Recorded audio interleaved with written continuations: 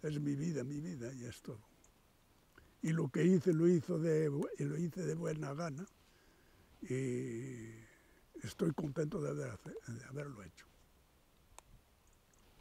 Yo, mire, le voy a decir una cosa.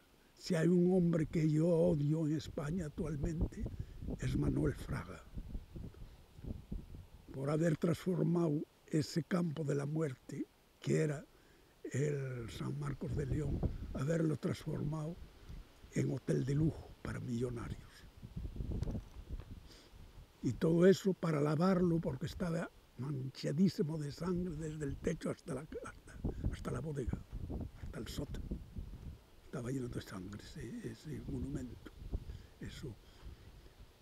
A ver si la juventud, a mí lo que me gusta es eso, que la juventud se entere y que vaya empreñándose un poco de lo que sufrió el pueblo español durante el franquismo, para cuando van a ir a votar a las urnas, que reflexionen un poco.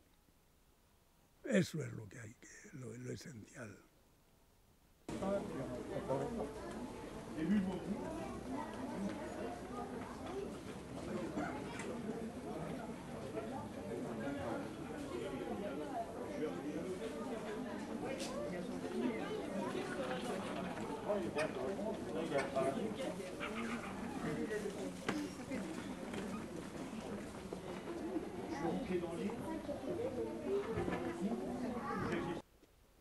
Para saber a dónde se va hay que saber de dónde se viene.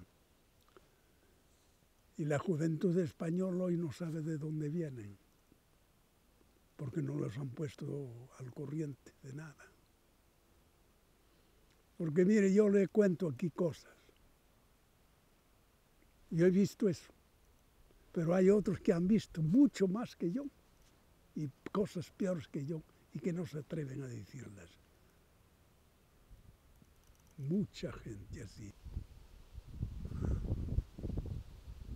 El juez Garzón, vaya, ese es un hombre que tiene valor. Y mire cómo lo tratan. Que si pudieran echarlo fuera de España, en España yo creo que hay mucho fascismo emboscado.